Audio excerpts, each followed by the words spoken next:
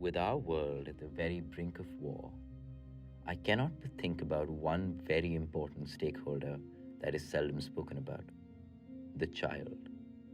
I watched Lion recently, a film about a child from India who's separated from his family, tormented by child traffickers, only to find himself adopted by an Australian couple. He grows up with a profound identity crisis and eventually tracks down his village in northern India to meet his mother. You see, every single day sees 39,000 children orphaned.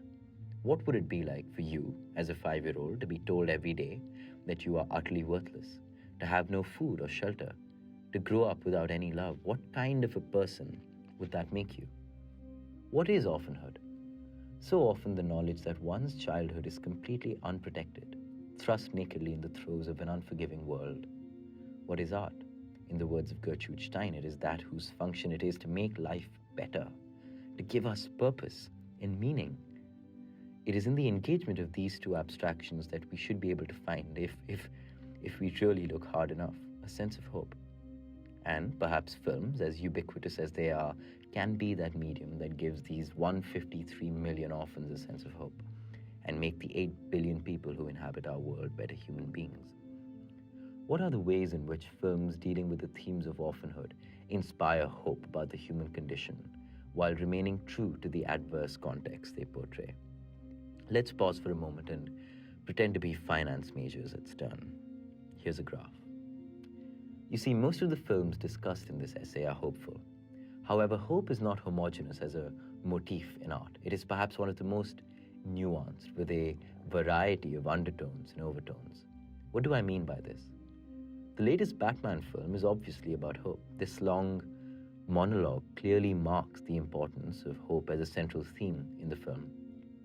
Nonetheless, the path which the narrative takes in order to arrive here is one of rejectional and traumatic violence. It is one of vengeance. If I were to plot the film on a beat sheet, used to structure so many Hollywood films, the psychological heart of the film would be here. Before the film, Bruce Wayne's tragic loss of his parents, a narrative strand impressed in our social psyche by pop culture. Narratively, this is compelling.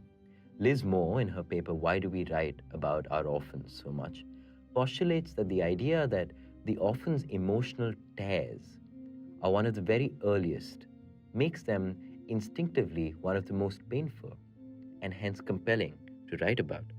On the other hand, a film like August Rush, about a young musical genius who lost his parents at birth and is on a quest to find them through his music, takes a very different approach to hope. There is no rejectional violence, there is no need for vengeance. Rather, August is removed from his adversity, the adversity that the world imposes upon him, into an almost fantastical alternate reality because of his art.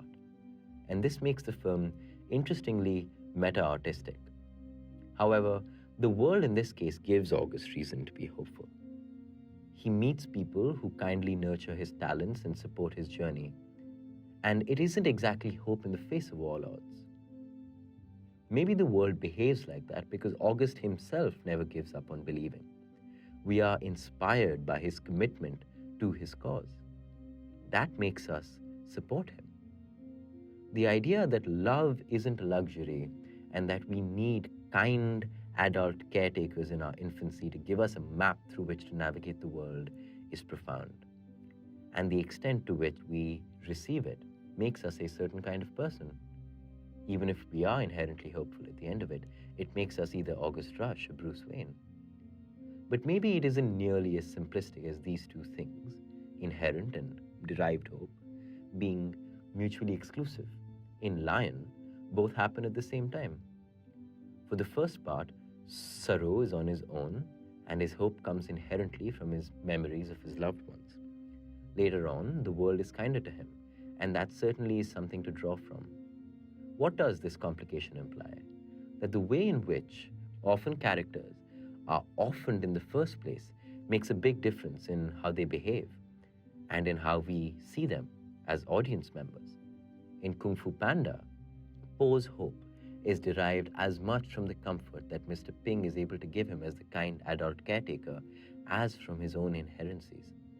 Yet, hope aside, how do these films make us, their viewers, better people? What does it mean to be a better person? Nietzsche, in his seminal work Thus Spake Zarathustra, outlines the Ubermensch or the Superman as the next stage in human evolution. This is a person of no emotional woes, only absolute volition. Orphaned, interestingly, does that too. It makes us numb as a coping mechanism. In a film, the degree to which a character is numb affects how we see them. Tom Riddle in the Harry Potter series, and often himself, who grows to become the terrifying antagonist, Lord Voldemort, displays a staggering numbness in the Half-Blood Prince, speaking to Dumbledore. This makes him, aside from the previous context we have about his future, terrifying. He is surprisingly Nietzschean in his lack of emotionality and boundless ambition, but certainly not uplifting or hopeful. Harry Potter, on the other hand, orphaned by none other than Lord Voldemort, tilts the balance of sympathies in his favor. He represents the contradictory dyads: courage in the face of fear, goodness in the face of evil, hope in the face of despair, and this makes him relatable and inspiring. So perhaps the yardstick of uplifting fiction is not so much the absence of human imperfection, but rather a triumph over human imperfection. Maybe what makes a film hopeful is that it compels us to believe in the human condition. It makes us believe that our world is worth fighting for, and it doesn't matter what route it takes to that hope. We are, after all, a subjective species with a multitude of experiences accessible to us. That is exactly what Lion instilled in me, and maybe that's what lies at the heart of good cinema. Let us never forget despair in our blinded hope, but let us remember hope in our blinding despair.